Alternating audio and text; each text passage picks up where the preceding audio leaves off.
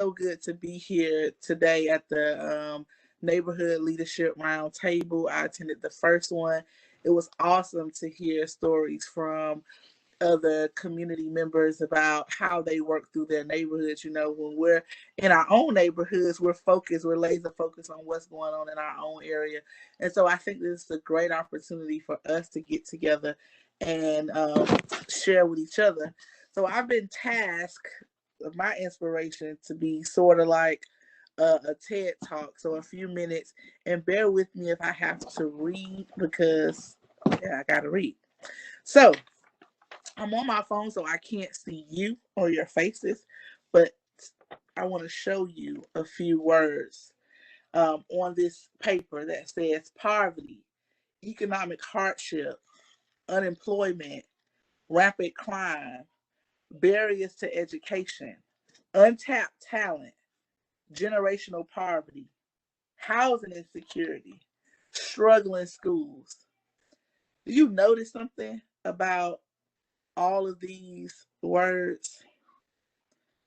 They're all interconnected. All of these terms on this paper I just showed you are not unfamiliar terms. We understand that this is reality for many people living in our community every day. And we continue to throw these words around in our everyday conversations, on our social medias, in our community meetings. But do we really understand the interconnectedness of these things and how they contribute to poverty? I feel a little bit old sometimes when I'm talking with my children. I tell them that I lived through a recession. And they ask, a recession. I'm like, yeah, the Great Recession. Me and father was newly married. And if we understand the Great Recession and the economic crisis caused by this Great Recession, it compounded a long-term trend towards a growing inequalities. We see a lot of that today. And over the last decade, it has increased in higher poverty rates across our community. One statistic I read said that as the economy began to recover, that households at the top 10% of the economic earning ladder earn four times more quickly than the middle class households earn. What do you think that affected? I'll tell you. Of course, affordable housing, transportation, healthcare, energy, education. The list can actually, go on and on and on. But let's keep looking at the bigger picture as we talk about poverty and as it relates to our community. Another statistic said that 10 million people live in poverty, and of those 10 million people, 22% of that number are children. This is where we see decades of intergenerational poverty, and we wonder how we get these long lines of family generations that are in the same economic situation, because we understand that children who are born into families at the bottom rung of the economic ladder tend to grow up and be adults at that same bottom rung of the ladder. Let's bring it home a little bit to where we are in our community in Tallahassee. All of these words you saw earlier, coupled with social isolation and economic hardships, are interconnected and make up this giant word we call poverty. We live in Tallahassee, which is an all American city. But is the American dream in reach for all of our children? I did a TED talk last year, and we took a little mental walk through the neighborhood, and we noted on our walk the intergenerational poverty, the crime, the substance abuse, and the blight. But you know what else we noticed on that walk through the community? We noticed promise. We see, you see, I believe that poverty is all of our issue, not just those living and experiencing it in its grip. We pay the bill of poverty every day, whether we want to or not. I think that that conversations like these are where we start, and we can get to the point where change can actually happen when we begin to just talk about each other and talk with each other in a real way about poverty and its effects. You say, Talithia, how do we do this? Poverty is so big. How do we chip at it? How do we eradicate it? Something that's so broad with so many moving parts. I say with community development, people, places, and programs. While we want our community infrastructure to change, we must want to disrupt the patterns of poverty and all of those interconnected things that you saw I mentioned before. See, COVID made everything real for everyone, including those in high economic classes. We witnessed what can happen when things just stop. It affected all of us. It was real for those in the suburbs and even more real for those who have experienced poverty for generations and generations. We all are interconnected. The issue of poverty and moving the community and its residents forward is interdependent on one another. We must think people and places versus programs. We need investment from government and commitment from organizations that have proven result, evidence, and best practice over the ideologies of what can happen. See, we did a great thing in Tallahassee. We passed the CSC, and prayerfully, we're going to get engagement from great organizations that'll do great work. We're going to have proven evidence that will move the needle for those living in poverty in this community. So we also not only do we need investment from government. I said that proven evidence based and not just ideology. We need to see investment in economic stability, job creation, strengthening and rebuilding struggling schools, early childhood care and education. That's one of my big things. I think that is exactly where we start in our communities by advocating for early childhood education, breaking down silos. We need integrated approaches. Our policymakers need to rethink governing practices to unlock individual and collective potential so all communities can thrive and families can have a shot at the American dream in this all-American city. We must start thinking about ways to reward work and support skill building and that leverage the power unleashed when we join forces all across sectors. That's government, business, nonprofit, both community-based, local organizations, and statewide. We need to learn to begin to leverage the dollars that we have. Back in May, I believe it was, after a string of community shootings in the neighborhood, we had a prayer visual, and there was a call to action of that prayer visual, and from that was started a community collective called the Tallahassee Fort Collective, which strives to achieve all of these things in a setting that belongs solely to the community, where we can dream and imagine and build consensus and make recommendations to our policymakers to change and move the needle in our community as it relates to poverty. A place where we all are in charge, because this is all of our community and we benefit when we collaborate and work together. It is not enough to focus only on economic circumstances of the individuals and families living in poverty. We must also become laser focused, driven, and purposeful about the opportunities and stresses that surround those living in poverty.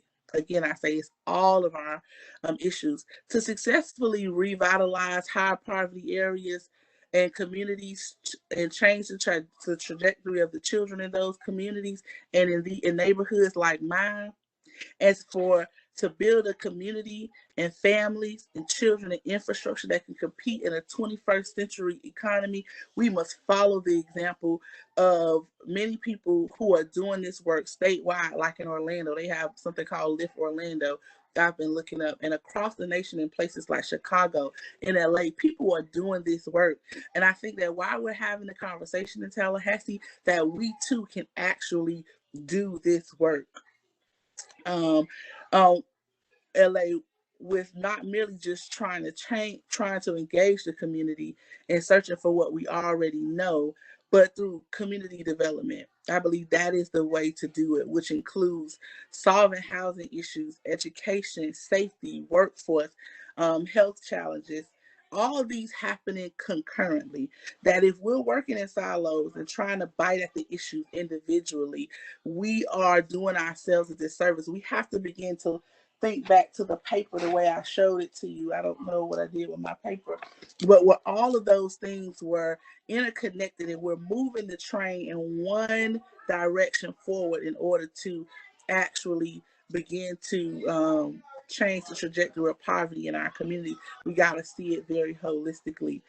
Um, but that happens in partnership. Tonight is about how do we combat poverty in partnership. That happens in partnerships built across government, business, and nonprofit sectors. I said that piece already.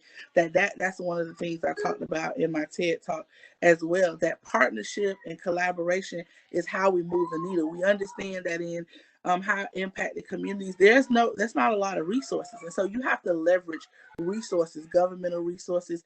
Many of you may know about the Greater Bond Neighborhood First Plan that we did in collaboration with the Neighborhood First Plan. And we created this plan based on 4 priorities, which was beautification, public safety, land use, and economic impact and resident empowerment. And through residents thinking about the issues in their community and really being focused on what change we wanted to see in our neighborhood, working with government and in partnership and leveraging other community resources, we were able to create a plan and receive a $6.4 million investment from our city commission to begin to do projects that will be high impact and that will change the trajectory of this neighborhood. But along with that investment and that partnership, it is an interconnectedness of all of us working together that leverages the resources and the human capital to begin to see a change in poverty. My last paragraph: to successfully revitalize high poverty neighborhoods such as the one I live in and change the trajectory of kids in those communities and neighborhoods. I said that already. I'm rereading. I apologize. I said that we have to do that in partnership. Fighting poverty requires flexibility, adaptability, and above all, a comprehensive focus from all community leaders. And I know that with all these leaders on here, I see Daryl Jones, I see Courtney, I see Christique, I see all of us on here in collaboration with cross-sector government and other agencies that I know that we can do it in this city. So I tried to stay in my minutes. I hope I did. I was talking fast. Did I stay in my minutes, John? Okay, good. Any questions? You did. Thank you, Talithia. You're welcome. We appreciate that.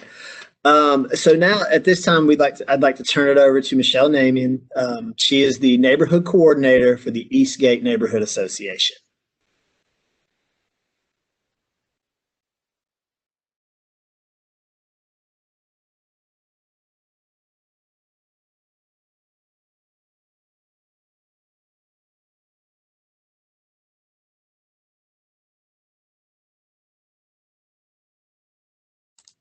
Okay. Michelle, you're unmuted now. Great, thanks. I have no idea how to follow that. That was just a little on the inspirational side. I had not prepared quite that way at all. I was going to just introduce some of you who may not be aware of our neighborhood to our neighborhood and some of the things that we do here. Eastgate is a neighborhood on the Capitol Circle Northeast. It's about 300 homes, and it was built in the mid-1970s. We are just south of I-10. If you're on Capitol Circle, zipping by Home Depot, well, you're going to pass by Eastgate, our main entrance. We actually have 2 entrances to our neighborhood. The other one is you go back past Outback, and then you'll come to our back entrance. Many of our original homeowners from the early 70s are still here. I myself have been a resident for 20 years, but over 2 different times. We moved away for 20 years, and then I moved back 9 years ago. I love this neighborhood. I never wanted to leave, but we needed a bigger home for our 4 children. We're not a homeowners association, but we're a neighborhood association. We used to have a president and all the officers, but no one seems to want to do that anymore. So I'm kind of when I moved back 9 years ago, I really wanted to be involved in the neighborhood to keep it up and keep it from not sliding into maybe what it could be if it slid backwards. The one thing I want y'all to know about Eastgate is when you come off the craziness of Capitol Circle Northeast and you turn into Eastgate, I invite any of you to do that when you're driving by, just to turn in, and it's like it's this little oasis in the midst of bustling Northeast Tallahassee. So I just really do love it. As a neighborhood association, we meet, okay, take out 2020. Like, we're just going to not talk about this year. Prior to that, we meet like the second Saturday of every month, and we rotate between a couple of homes. And we typically have 6 people at the most come. We're forever inviting people to come and inviting people to be involved.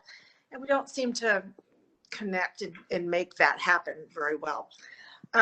We do put out a quarterly newspaper that we hand deliver to each home.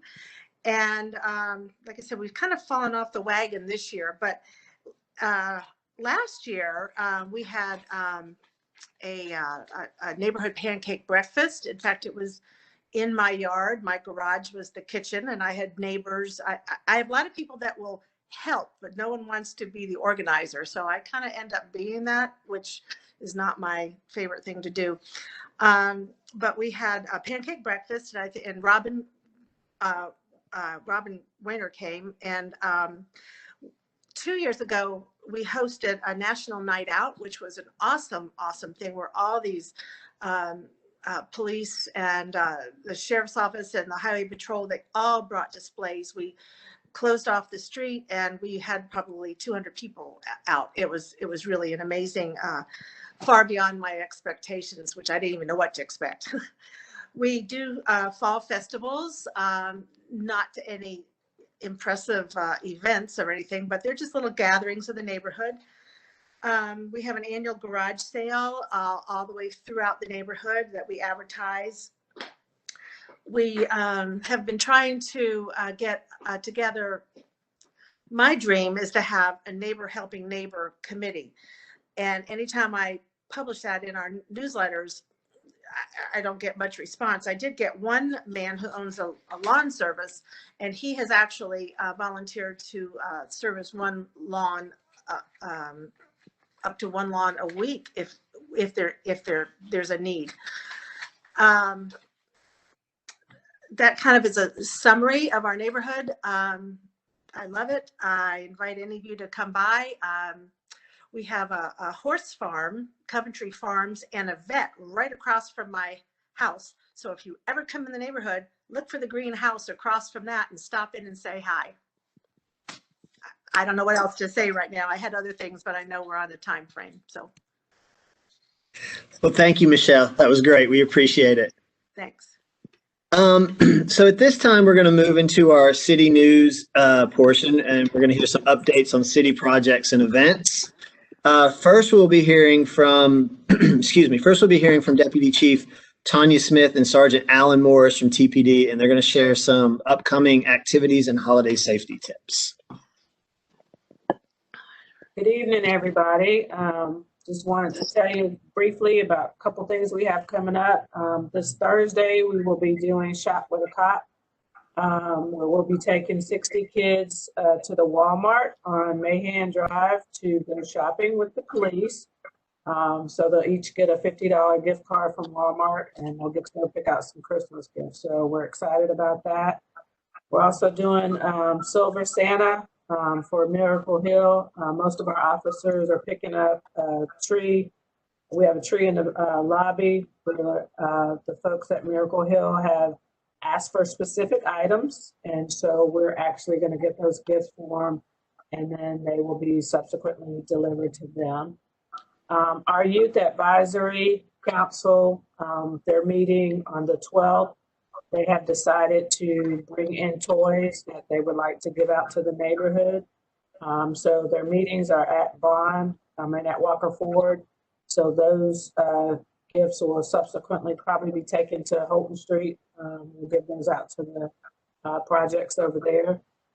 We're also going to do gifts.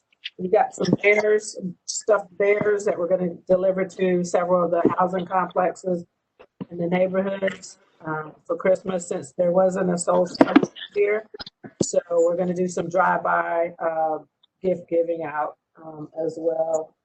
And then we're going to go to the Boys and Girls Club as well and deliver some toys and stuff there. So I'm now going to turn it over to Sergeant Morris to give some holiday tips. Good evening. Thank you guys for having me. I'm going to give you a couple of holiday tips, and a lot of this is common sense, but things that we kind of want to refresh ourselves with it, make sure we tell our neighbors. And it comes, with it Christmas time. When you have, Christmas morning, you open your presents, you get that big screen TV. First thing you want to do is get it up on the wall and put that box out by the curb. Just a reminder that if you put it out by the curb, you're also advertising to the burglars driving by that you just got a new 120-inch flat screen TV. And I use the TV, but it could be anything of value that's large items. So you want to make sure you tear those boxes up into smaller pieces and put them in a bag to dispose of them. Also, with COVID, I'm not sure how much traveling you'll be doing, but if you are doing traveling, try not to pack your car the night before, because you're putting all your valuables in the car the night before you leave. It just makes it a target. If you're going shopping and you're going from store to store to pick up gifts, when you come back, make sure you put those things in your trunk, because when you go to another store and you have the TV or whatever in the back seat, people will break the windows to get that stuff out of your car. So try to keep that stuff hidden, especially while you're shopping. Also, if you can, try to shop during the daytime hours rather than the nighttime hours. It's just a better practice for personal safety. And if you happen to leave for vacation, you're not going to be here, you can contact the police department and we can do an extra patrol on your house. But we also ask that if you have a trusted friend or neighbor, that you make sure you tell them so that they can look out for your home while you're not there. Another thing you can do is use a timer with lighting and radio that comes on in the house during the day or at nighttime, because you want to leave the impression that someone is at home and is at the house. Another good thing to count on is, the Ring cameras or some type of doorbell camera are really, really great ideas to have on your home, especially during the holiday season and when you're not going to be here. It just lets you know that your home's safe. You have that peace of mind, before while you're away. So that's the tips I have for you. If you need any more tips or like any more tips, feel free to contact me at 850-891-4717, and we can reach out to you. Just a reminder, we do residential surveys and commercial surveys. So if you'd like to have a safety survey, please reach out to me and we'll get you scheduled for a survey. And we'll be posting tips on our social media. So if you didn't get all of those, we'll be posting those randomly throughout the month, just to kind of give you some extra tips. But feel free to reach out to us at any given time. We're here to help. So thank you guys so much for your time today, and appreciate everything. All right. Thank you, Deputy Chief Smith and Sergeant Morris. We appreciate that useful information. Now we're going to hear from Captain Robert Clary with the Tallahassee Fire Department. He's going to share some holiday safety tips as well. Thank you all for having me tonight.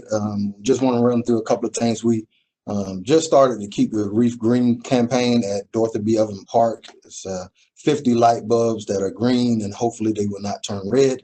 Last year we had 8 red light bulbs that cost us a total of $467,000 in our community of residential fires. So we want to try and keep that number down as much as possible these next 5 weeks heading into January the 4th. With that being said, this is the season, the cold weather season, where we get the most of our fires from heating accessories. Cooking fires are number 1, but heating accessories in the cold weather months are number 2.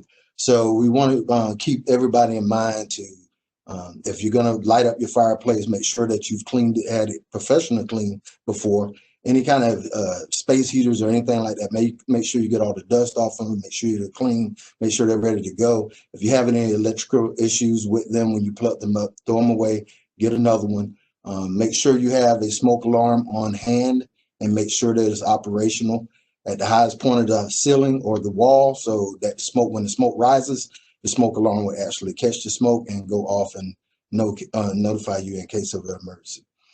Please don't have the space heaters or anything around your fireplace within 3 feet of anything that can catch on fire.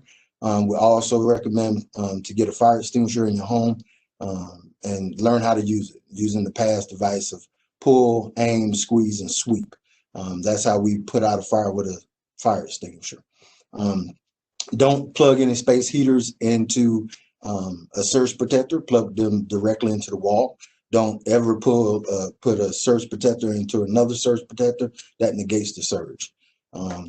Also, keeping in mind that, if you have kerosene or any type of gas in your home, you also need a CO detector as well. Okay. Moving into like the Christmas trees and whatnot, you want to try and keep those moist. If you put lights on the Christmas tree, make sure all the lights work.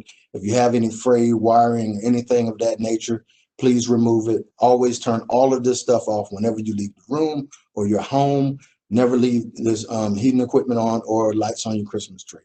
It's better to plug them back up when you're home, and you can, use that fire extinguisher that we talked about in case you have an emergency, than to not be there and the fire gets out of control.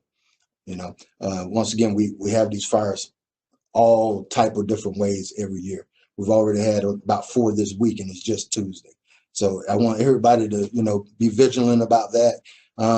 Also, we have a cadet program that's coming aboard. We're going to start taking applications at the first of the year. It's from ages 14 to 21. And this program will give kids and young adults a chance to see what it's like to be a fireman. They'll be able to come to the fire station, hang around the firemen, learn what we do, and learn, a different path in life that they may be able to become a fireman as well. That's our hope, to keep the kids in this community, involved in this community and involved in this department. So we encourage you to take a look at that. It'll be on our Facebook page as well as talgov.com/fire. Thank you. Thank you, Captain Clary. We appreciate that information. So now we're going to hear from Dr. Kimball Thomas, the Director of Community Services, and he's going to speak about the Tempo program. Good evening, everyone. Can you hear me? Great. Just want to say again, good evening, and what a wonderful program. Mr. Baker and your staff and all our neighborhood leaders, just a great job in this type of program. Just want to make a quick announcement with respect to the anticipation of the opening of the South City Tempo office. We're almost there. I would say by the second week of the first of the year, we'll be announcing a grand opening. We'll be serving not only the participants who are in South City, where we started the program. It's so amazing. Nearly 3 years ago to date, we started on 2525 Texas Street, and the address of the Tempo office is 2525 South Monroe. We're very excited about it because we know that we're serving a population. So if you know anyone from the ages of 16 to 24, who are not in school and unemployed, you should have them call 850-891-8722, or simply go to our talgov.com/tempo website and do an application for our program. We're really excited about the South City office. It's just poetic justice. That's where we're opening the office, where we started the program, but we serve the entirety of anyone in that category in the city limits of Tallahassee. And we'll be giving you more information as we go on about the grand opening. Thank you for having me this evening, and continue to have a wonderful conversation with our panelists later on as we go through the night. Thank you. Thank you, Dr. Thomas. We appreciate it. Next up, we'll be hearing from Michael Olson, Manager of Energy Services, and he's going to speak to you about the Clean Energy Plan.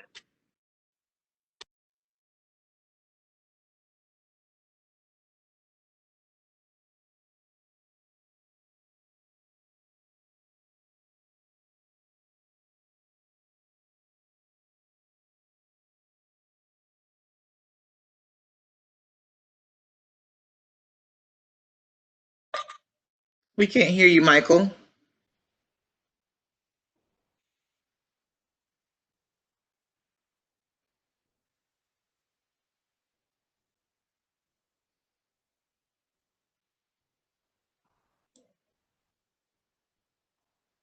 Perhaps we can go to our next speaker, John, and then we'll come back to Michael. Okay. I'm sorry, how about now?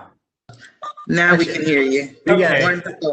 I'm sorry about that. For some reason, the headphones weren't connecting to the microphone, but again, I just started by saying thanks for the opportunity to speak with you all tonight. Our community values a clean, healthy environment, but we also know energy burden, or the amount that households pay towards utility bills each month, can be higher in some neighborhoods. And that certainly factors into the discussion tonight. And we strive to be a national leader in energy services, and have actually been recognized for initiatives such as our Neighborhood Reach program, that has helped residents save energy and reduce their bills. We've also offered a whole host of incentives to help our customers, such as rebates, grants, and on-bill financing. If you weren't aware, though, Tallahassee is also home to the world's largest airport-based solar facility. We have the first all-electric campus bus system in the nation in partnership with FSU. We're the first municipality in Florida to power 100% of our city-owned buildings with solar energy. And we've just done a lot towards clean, affordable energy. And building on those successes, City Commission last year adopted a clean energy resolution to move our entire community to the 100% net clean renewable energy by the year 2050. And although we've made great strides to date, we still have a long ways to go with some new challenges ahead of us. What's the best pathway forward for our community? Well, that's the big question right now. And that's why I'm here tonight. We'd like to chart the path forward together. So we need your help to get the word out, to connect with residents, our neighbors, to make them aware of clean energy opportunities, and to help us develop the plan moving forward. So step one, I'd like to encourage y'all, if you haven't done so already, take the Clean Energy Survey at talgov.com. The link is right on our homepage at talgov.com. It should take less than 10 minutes and gives us an idea as to where your initial thinking might be with clean energy. Step two, help us get the word out. Promote the Clean Energy Survey to your neighborhoods. If you do have a neighborhood meeting coming up, I'd love to have a few minutes on your agenda to get a conversation started. I believe John has my contact information to reach me, but I'll provide some additional details in the chat section. Thank you all. Thank you, Michael. So now I would like to turn it over to my colleague, Ms. Kalisha Fain, with the Neighborhood Services Coordinator with the Neighborhood Affairs Division, to provide some information on the 2020 Neighborhood Awards Program.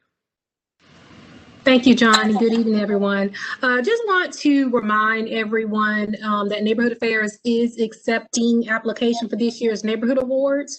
And we are encouraging any neighborhoods that are located within the city limits to submit an application for any neighborhood achievements that took place in 2019, 2020, or both, that have made positive changes or impacts in the community. We do have several different award categories, and they include Best Social Neighborhood Improvement, Best Physical Neighborhood Improvement, Neighborhood of the Year, Small Neighborhood of the Year, and that's for neighborhoods that are 200 homes or less. And then we also have a Large Neighborhood of the Year, and that's for homes that are 200 or more.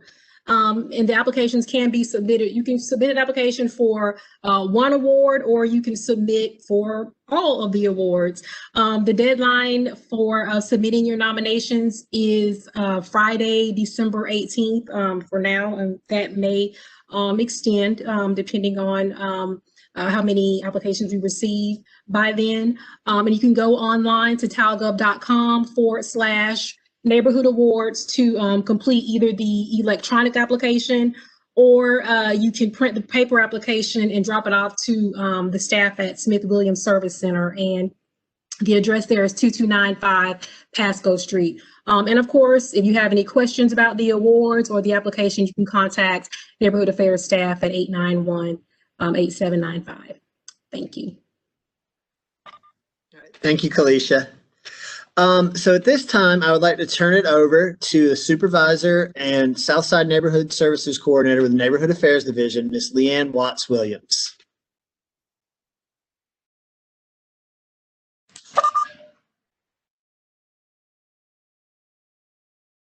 Thank you, John.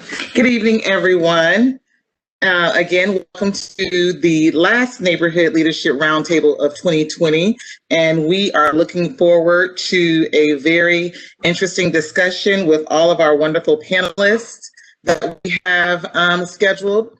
But right now, I'm going to introduce you to our moderator of the panel, Ms. Alicia Turner.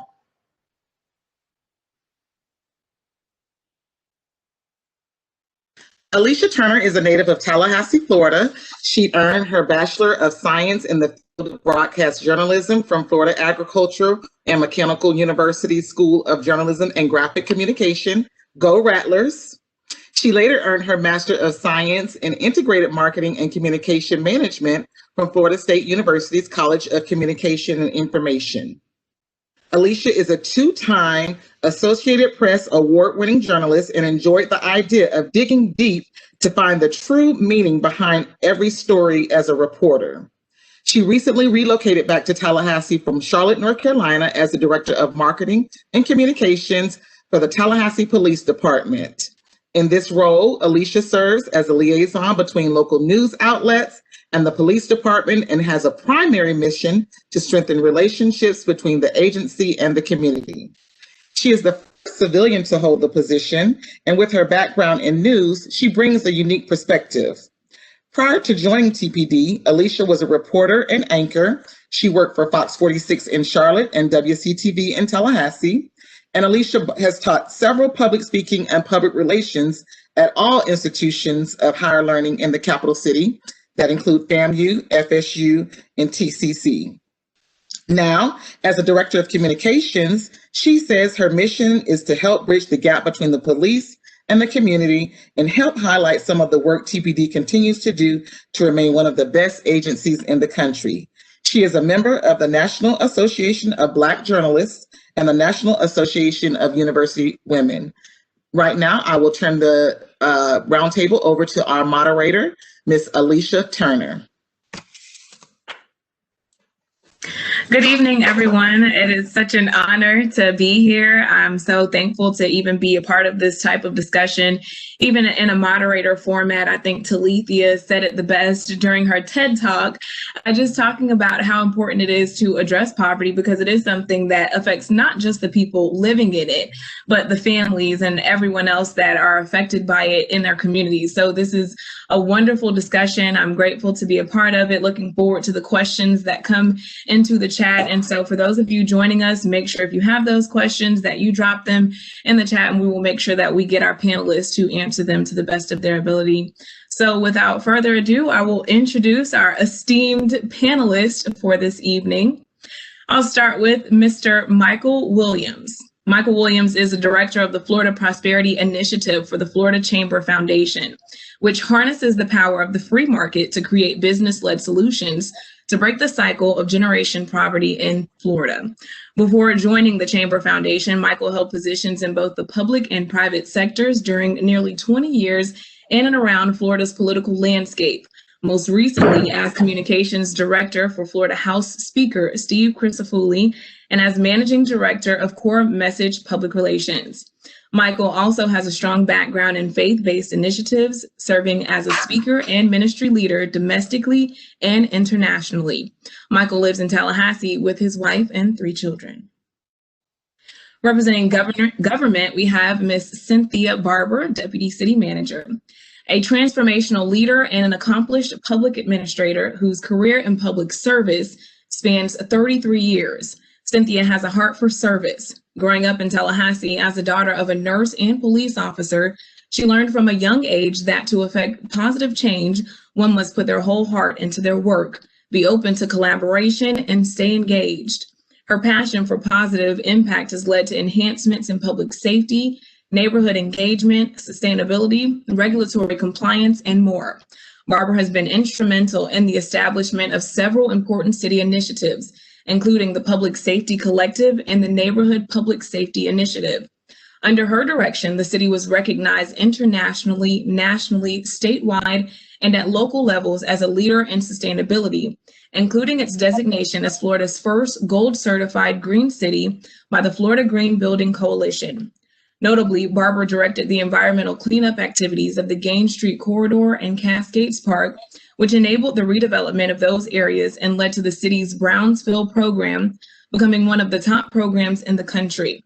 A mentor to many, she strives to build a legacy that reflects her mantra: great leaders develop great leaders, not followers.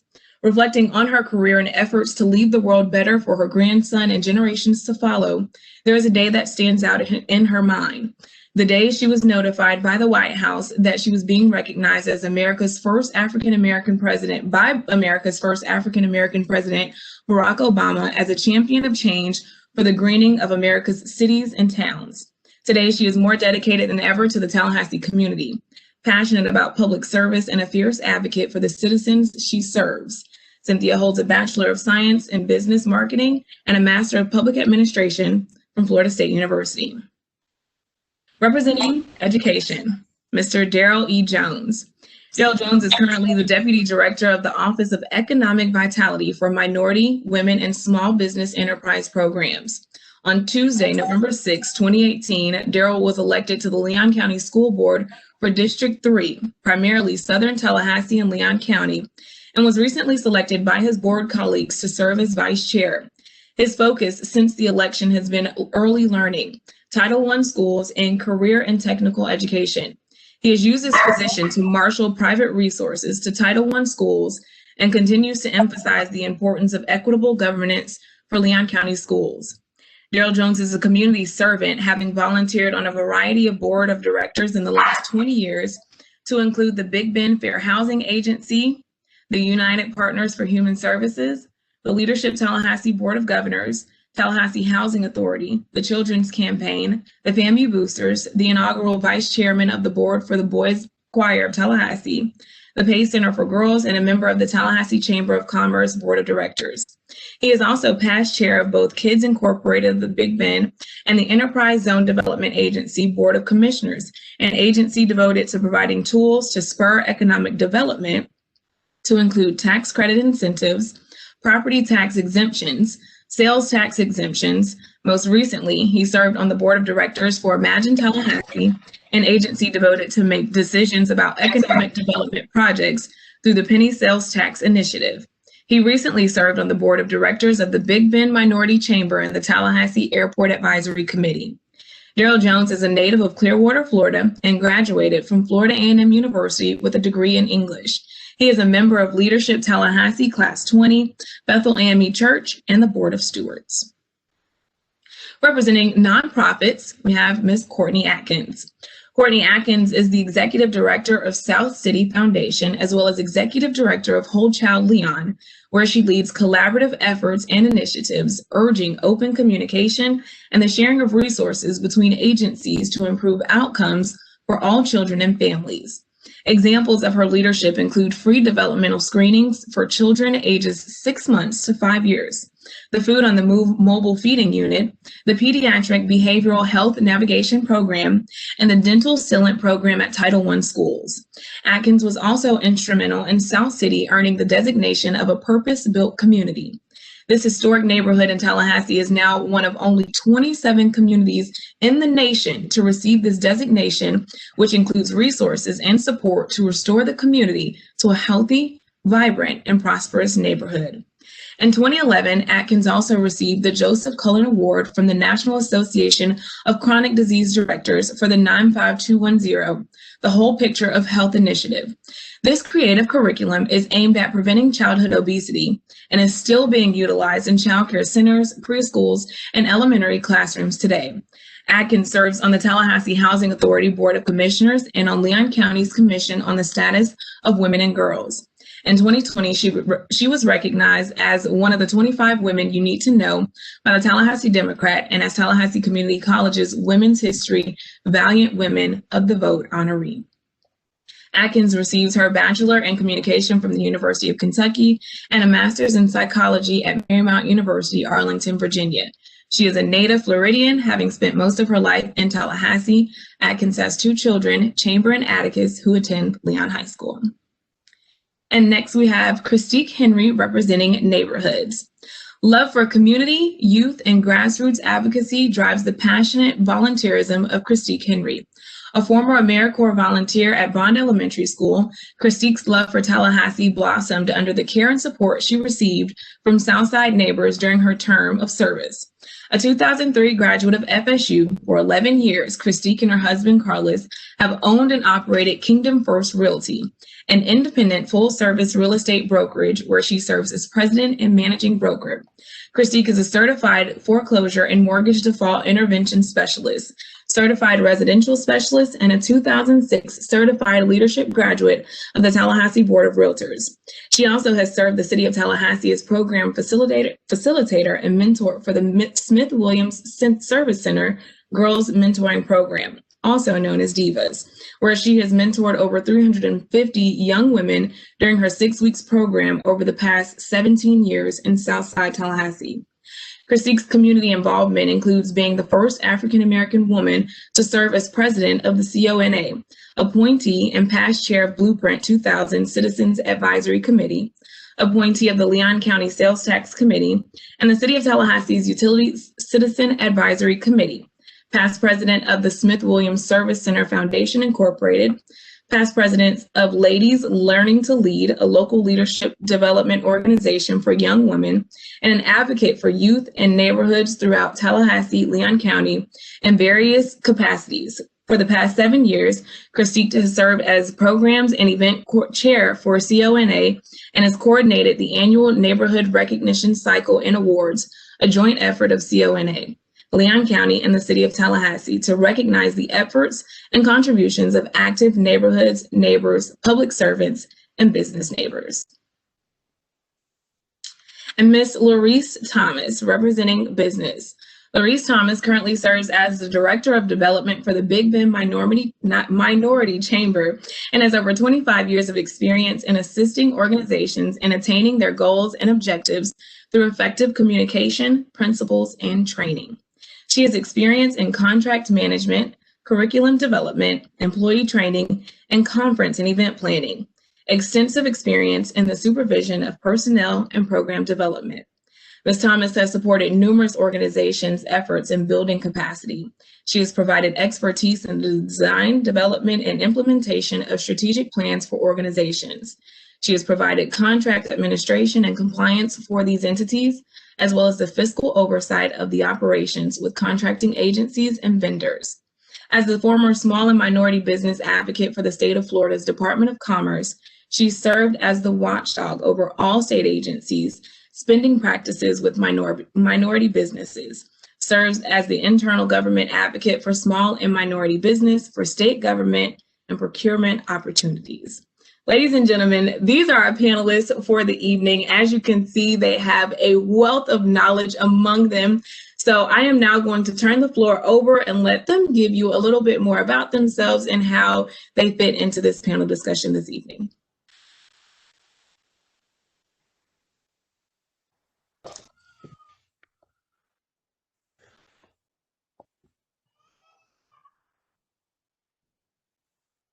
Nobody on here is shy. Who's going first?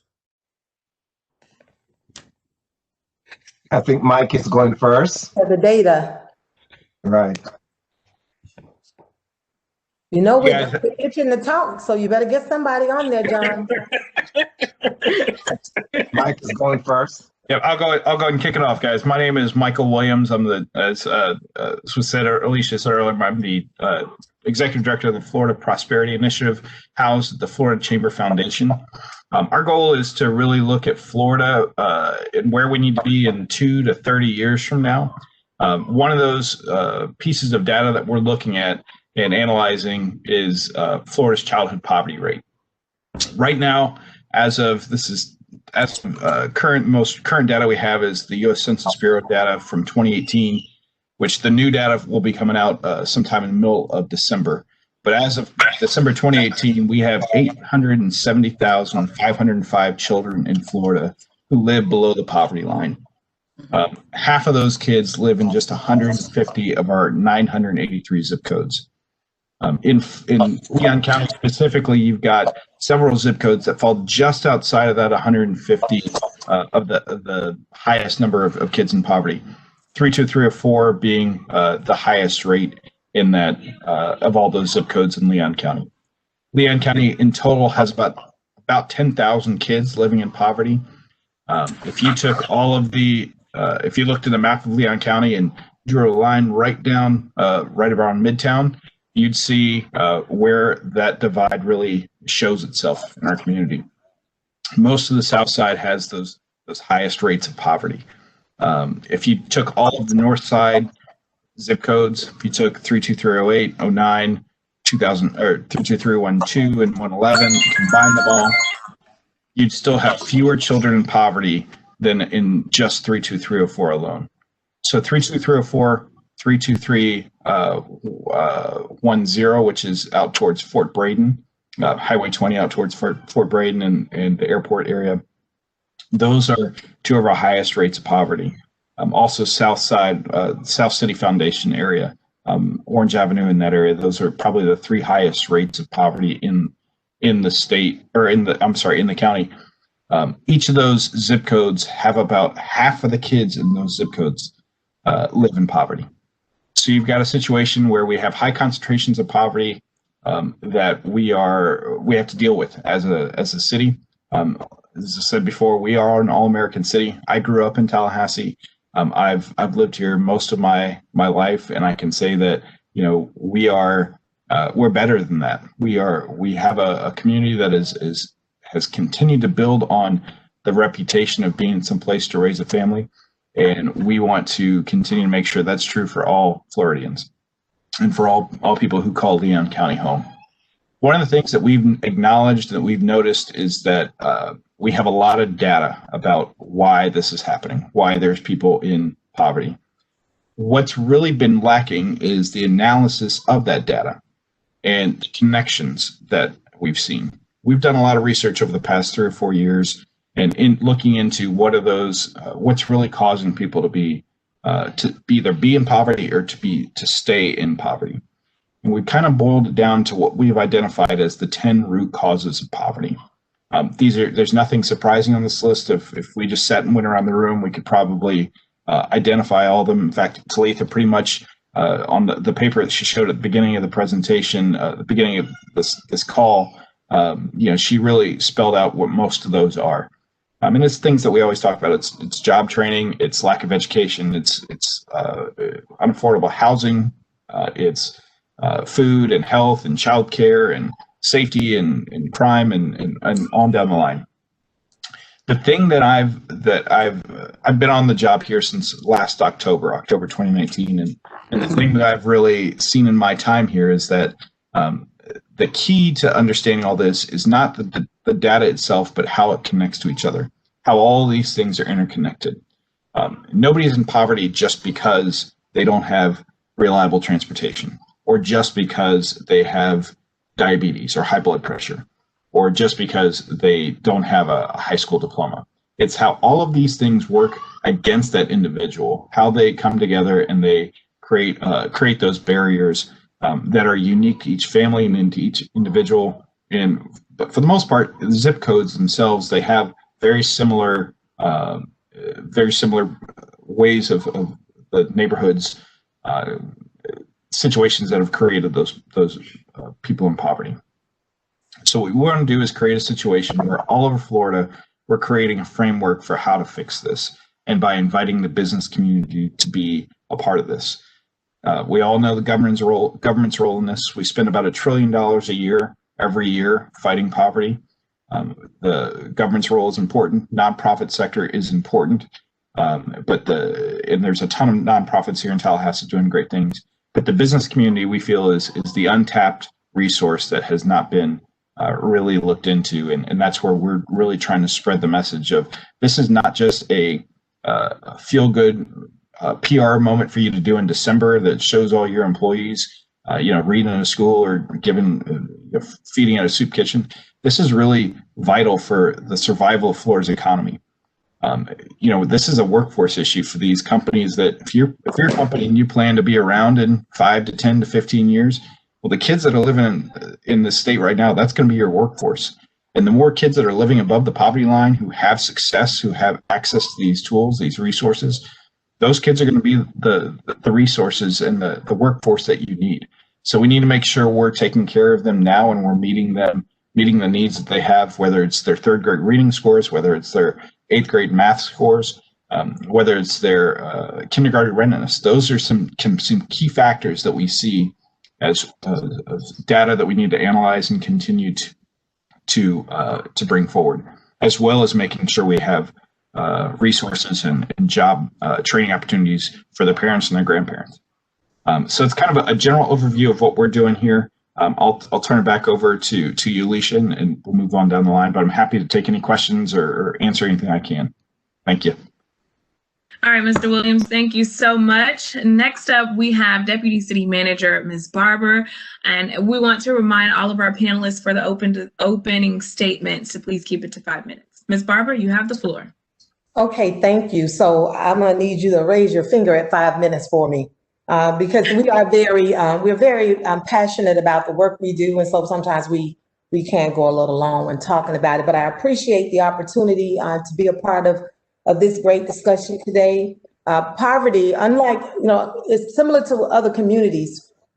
In Tallahassee, poverty impacts our most vulnerable communities. So we know that unless we work with the government, cannot do it alone. We must work with all of our partners to address poverty. And that is a strategy that we have implemented. I want to share some of the kinds of things that we've done to try to address the underlying issues that impact poverty. And you've heard them stated at least twice already, and I'll just reiterate some of the ones that I'll be focused on. We know that poverty is impacted by the lack of education. So we know the disconnected youth in our community is an area that we must give greater focus and attention to. We made some progress in that regard. I'd like to share some of that information with you. We know the lack of jobs and job training, education, health and wellness is important, and also affordable housing. Those kinds of issues, unless they're addressed, then the citizens of our community and families, whole families and generations of families can be trapped in poverty. So we work to address those things. We know that we have in our community what we call the promise zone, census tract 11. If you live in that area, you're basically twice as likely to a youth is more likely to be disconnected, twice as likely to be a disconnected youth coming out of that census tract. Nationwide, we know there are about 5.5 million disconnected youth, and those are youth between 17 and 24 who've left school without GEDs, diplomas. They're typically underemployed or unemployed, and we know that is can be a formula for disaster, and it can be generational. So we, back in 2017, we implemented the TEMPO program, which many of you have heard about. It's the Tallahassee Engaged in Meaningful Productivity for Opportunity Youth. When we started the program, Dr. Kimber Thomas is the Energizer Bunny behind the program. And when we started it, we had this goal of having 70 participants by the end of the year. We ended up with over 400 in that year's time frame. We have over 1,000 participants in the program right now. Actually, he updated me today, we have over 1,200 participants in the program. We have over 71 of the participants have earned their GED through our program. 83 participants who are enrolled in college or technical college. Over 100 of the participants have found gainful employment. We have 32 participants who are in fair wage earning positions, or living wage positions. We have over 50 local business partners, because again, we know that this isn't something that we can address by ourselves. We're also very proud of the disadvantaged workers agreement that we signed with Ajax, who, as you know, will be constructing our public safety campus, our new police headquarters. And they've committed to having at least 10% of the local construction jobs filled by TEMPO participants. Another program aimed at youth is our Tallahassee Future Leaders program, which is normally an in-person program where our youth gain all kinds of work experience and exposure during the summer. Well, COVID impacted that. And we made a decision not to eliminate the program, but to figure out how to do it in a virtual way. One thing that was really important to us in moving the program forward is that when we had the opportunity last year to meet with the youth and we asked them to raise their hands based on or to identify, just yell out kind of, why do you want this job? What do you use the money for? Most of those kids, unlike what I would have probably thought, and many people thought, most of those kids indicated they needed those jobs to help with food, clothing, and shelter, and to help pay family bills. So knowing that and knowing the invaluable experience that can be provided, we offered that program during the summer in a virtual way. We've had over 1,000 participants in that program as well. I know I'm running out of time. I see it in your eyes, Alicia. Well, homelessness and what we do related to the homeless community, and I can save some of this for questions, but I do want you to know the level of spending that we have.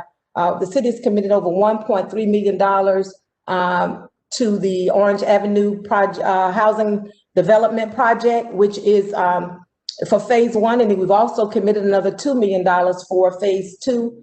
We've also spent over $385,000 to assist families with homelessness prevention, rapid rehousing, another $1.4 million, because we know if there's a lack of stable housing, that people are more likely to stay in a state of poverty. So we know that we must spend time, effort, and money addressing homelessness in our community. Of course, we support shelter operations. Many of our nonprofit organizations are supported through the CHSP process, which most of you are familiar with. Then as it relates to wellness, trying to ensure that we provide free or low-cost opportunities for participation in wellness programs through our city's Park and Rec department. We also, through farmers markets, neighborhood community garden projects, and things of those natures, because we know having fresh food or access to fresh food is also an important part of building strong, resilient, true, I think, all-America cities where every part of the community can proudly say that we are an all-America city. With that being said, I'll wrap it up so that we can get to the next panelist. Ms. Barber, thank you so much for those opening statements. We're going to move now to education with Mr. Gerald Jones, Vice President, Leon County School Board. Vice Chair, excuse me. And I was promoted to the first Vice President. Kamala Harris is the Vice President. I want to be a Vice President too. Thank you so very much. I want to thank you all for having me. I can't help but notice that among your participants, I am the only elected, and ordinarily in these circumstances, I find myself with electeds from across the different jurisdictions, but I'd like to think it's because you know, like I know, that education is a great stabilizer, and that if we're going to remedy issues of poverty, that one of the major conduits by which that occurs is through our schools. I know there'll be other opportunities for us to engage, but I would like to I can't help but express excitement about what Ms. Barber described is occurring with the Tempo program. And it's programs like that where we put a premium on workforce development that will help to turn the tide of cyclical poverty. But we also realize most clearly that to start to prepare folks for our children for workforce development does not occur in high school, does not occur their senior year. It does not even occur at middle school. We realize, and Mr. Michael Williams, who started us off, will tell you that workforce development starts as early as our earliest learners. And when we make the investment in our earliest learners and help them to become lifelong learners, and then provide them with the types of curriculum and exposure to educational experiences that can lead them on the path that prepare them for careers. So I look forward to talking a little bit more about a program that we're starting in our Leon County schools that I'm calling From Cradle to Careers. Luckily for us, as you will recall, when I was first elected, I offered a motion that changed our Lively Technical School to the Lively Technical College. We wanted to make certain that we were emphasizing to our community and to our students that lively vocational technical, that career and technical education and careers was a worthwhile alternative to going to a four-year institution. And so I'm looking forward to talking with you further about our program of Cradles to Careers. We realize that through Lively Vocational Technical College, one of the most important assets of our Leon County school system, that if we make a greater emphasis in both the elementary school level, make the investment in our early learning community, that we can talk about making systemic and sustainable changes that can stem and turn the tide of poverty. But as I've oftentimes said, if you want to know a community or a government's or an organization's values, you must look at their checkbook. And we are now making the types of changes in our school district where we realize that we must be more concerned and more make the types of priority changes in our financing where we put that emphasis on mitigating poverty through our schoolhouses, through our school system, and through the InReach programs that we provide through our Lively Vocational Technical College that provides an opportunity for our children to see not just college as an option, because we still want our children to see college as an option, but they will also see career and technical careers as a worthwhile option too. So I look forward to talking a little bit more about Cradles to Careers as a part of this conversation regarding poverty. Thank you. Mr. Jones, thank you. We'll now have Ms. Courtney Atkins, Executive Director of South City Foundation, representing nonprofits. Foundation is the kind of quarterback organization for improving the quality of life in the South City neighborhood. We really focus on racial equity, health outcomes, and economic mobility to in a holistic way. As you all heard, we are a purpose-built community. We're the 27th community designated by the Purpose-Built Network. I stumbled on the purpose-built model when I was really focused on looking at high quality early learning in some of our Southside neighborhoods, and saw how purpose-built communities approach to their cradle to career education pipeline included these high quality early learning centers. But the purpose-built approach is really kind of understanding that it's not enough to improve one aspect of a neighborhood. You really have to have a holistic kind of approach. And their approach is to first have a quarterback organization, community quarterback, which is the South City Foundation, that's really just focused on the ongoing revitalization of the neighborhood, working on aligning partners and resources from all sectors, and really working closely with the residents of the neighborhood.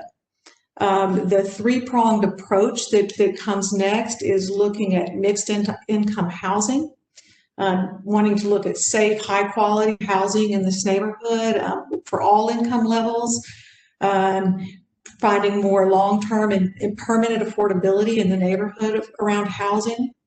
The second pillar of the purpose-built model is the cradle to career education pipeline, so that this children in this defined neighborhood of South City have access to early learning center from birth all the way through as they matriculate through high school. So we have established a long-term partnership with Leon County Schools.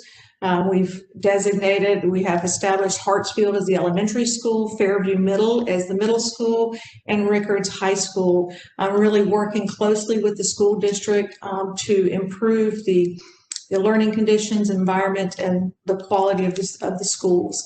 We are working hard to establish an early learning center in the neighborhood. And so that's the next big project, and the school district's being helpful in that way.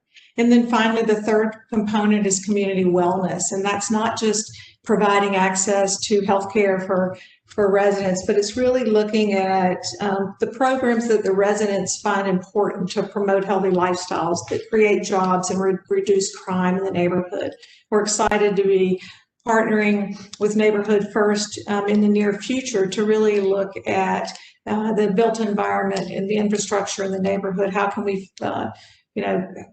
create more green space and connectivity and walkability in the neighborhood?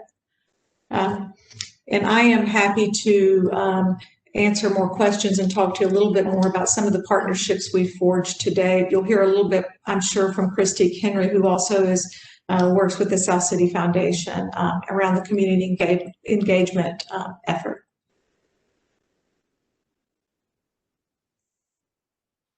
Thank you so much, Ms. Atkins. And speaking of Christique, we are going to move right into her introduction representing neighborhoods.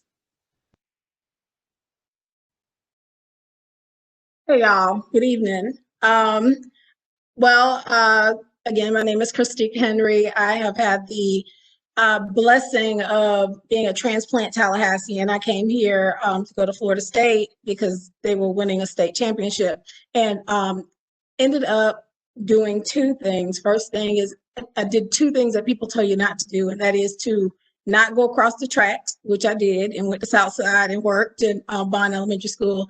And I fell in love with a local and I married him. So I did both of those things. It did not prove to be detrimental to me. It proved to be a blessing to my life, and really informed kind of my perspective on community and what I call tactical neighborism.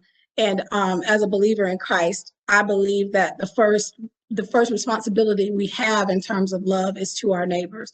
And so anything that I do and have had the blessing to do flows from that understanding, from those old elders in the community that taught me that you don't do anything without consent of those you represent. You don't go and represent anything that is a part of your own agenda without being informed by those that you represent. You make sure before you go to a meeting of any sort that you've spoken with at least 5 people in the area that you represent, and you've heard them. And when you go in the spirit of their input. And so a lot of that learning, and you go with a can of peppermints because people always need a peppermint. And you go in the spirit of that to everywhere you go, to everywhere you represent, and to not to apologize, not to be apologetic for your voice in that space, because in that space you do represent the community that you come from. You represent their hopes, you represent their dignity.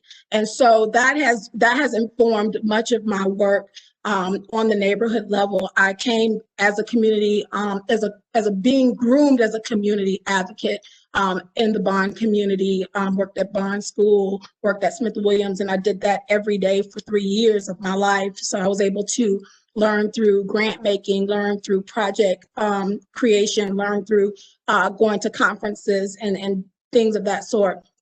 And what happened is when I got married, I became a real estate agent, and then I became a real estate broker.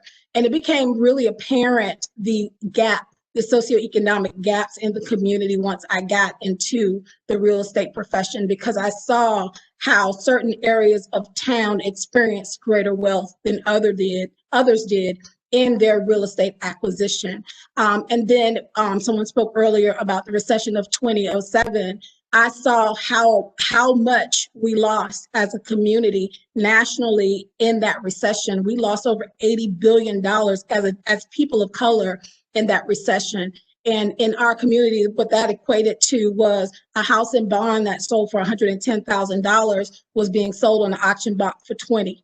So that meant that not only a family was displaced, but also wealth was displaced in the community. And we are beginning to rebuild. But that is what should inform any approach that we have in regards to neighborhood advocacy, because they're not just places where people live, they're commonwealths. They are commonwealths of opportunity, they're commonwealths of determination. And so when I went into the work with the Council of Neighborhood Associations, I had all that work in it, and I was able to put together programs. Kona at the time was very not diverse. There was the neighborhoods that were the prime neighborhoods. Those were members of Kona. Those were the ones that came together and were able to put together the agenda for the city and spoke for all neighborhoods, but they weren't speaking for all neighborhoods because all neighborhoods were not at the table. And so the micro advocacy work that resulted from that was going to these Southside neighborhoods and going to these Frenchtown neighborhoods and talking with these neighbors and neighborhoods and really finding out what was going on in these communities and helping them to understand the value that's in advocacy. And 2 things stood out. First of all, neighborhoods that were organized were 35% or more in value than those that weren't. And the second thing was really seeing the negative and regressive impact of crime and perceptions of crime on communities, and how that has played out in the economic determination and what we now call the manifestation of poverty that we see in the data that occurs. And so in my work with Kona and subsequently with a small group of neighborhoods in Southside called CAN, our work was to get through education, through opportunities. We got with an organization called NeighborWorks America, and we're able to go to resident leadership training for 3 years in a row. We're able to take groups of neighborhood leaders to this national training. And what happened is these groups saw hundreds, almost 1,000 other people just like them that were trying to learn ways to improve their communities. And through that, we created a local resident leadership development corps that was very effective in kind of being the springboard for a lot of the work that is happening here in the south side of town. Translated that CAN format to the work that I'm doing with the South City Foundation, and we've created a neighborhood leadership council under the framework of the South City Foundation that we have just recently awarded $1,000 community and community capacity building micro grants. And those grants are for neighborhoods to work within the context of their neighborhoods to galvanize and build capacity and to establish that gateway that we will need as a community to efficiently distribute resources. Because what's the use of funding nonprofit resources and bringing in partners if it doesn't get to the end user? So there is a lot. And two things that I will also just kind of close with. We're launching in South City and Southside in partnership with Hartsfield School, a community classroom. And that will be an actual and virtual classroom where neighbors can tune in and they can learn about different techniques, different resources, different opportunities, and just be able to feel as if the resource information is being fed directly to them that can increase their quality of life. So there's a whole lot going on, but the most important thing is just making sure we understand the responsibility of representation, that we're ensuring that we are authentic, that what we do is resident informed, and that we are speaking to the dignity of the residents and the neighbors that we live among. Ms. Henry, thank you so much. Moving to our business representative, Ms. Larice Thomas, Director of Development for the Big Bend Minority Chamber. Good evening. Thank you, Alicia, for the introduction. I am so pleased to be here to represent the Big Bend Minority Chamber and our interim president, Antonio Jefferson, and our chairperson and founder, Sean Pittman. When you talk about poverty and you talk about neighborhoods, a lot of times people don't think about the businesses that are in those neighborhoods. What we found since COVID hit is that 2 to 1 of minority businesses are closing to majority businesses. And when you talk about having resources and the things that these businesses need, a lot of times when we think about small businesses, we don't think about the businesses that are located in our neighborhoods, the barbers, the hairstylists, the caregivers, the bakers. So what we did is in June, we launched a group, which I see Talitha's here and Christique is here, and several other individuals from around the community to start what we call the working group. And in that working group, we wanted to identify areas of concern for not just the larger small businesses, but the minority businesses that were community related. From that, we did a town hall meeting where we wanted to invite these businesses in to address true issues that they have in making their businesses go. We are so thankful that when we started off in the pandemic, that the Big Bend Minority Chamber was able to offer grants with a partnership for Walmart to minority businesses.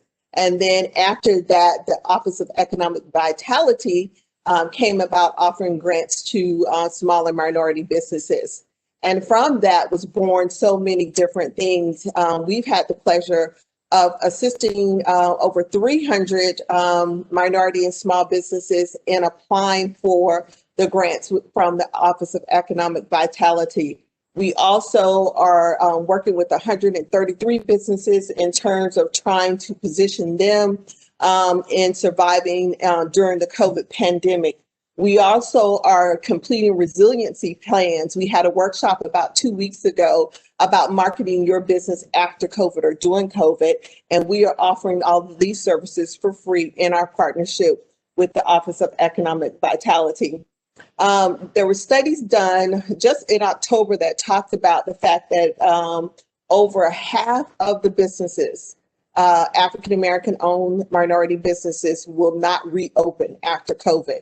And when you look at that, you talk about how that affects our neighborhood. These are people who live within our communities, who have children, who provide opportunities for employment in those communities. And so therefore, we came up with a 10-point plan through our community town hall meeting that we wanted to address. And one of the big issues for minority businesses, of course, was micro lending.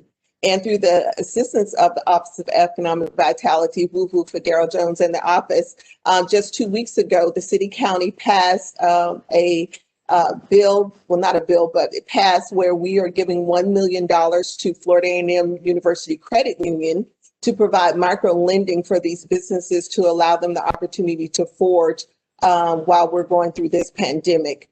These micro lending programs, of course, are vital to our community because whereas if you go to a larger lender, these don't require you to have the 700 score. What we require you to do is have a vision, a plan, have been in business, and can show FAMU how you're going to continue to grow and build.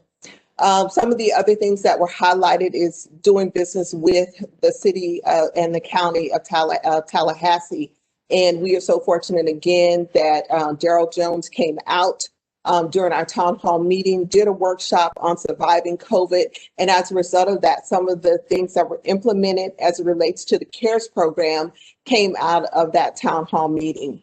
So we are in a position where we are trying to provide to the business community because, as I said, most people don't realize that 85% of your businesses are home-based or local businesses or service providers in the terms of stylists, barbers, childcare providers, and these are the persons that have been truly affected during this pandemic. So we are offering services through the Big Bend Minority Chamber that would allow these businesses to move forward. As I said, we are offering a program to assist businesses in developing a continuity plan.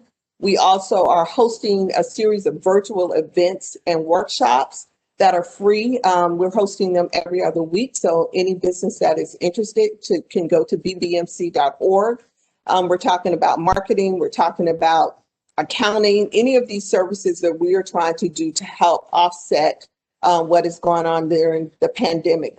We also are providing resources to these 133 businesses, helping them to identify resources that are out there, be it federal, state, or local.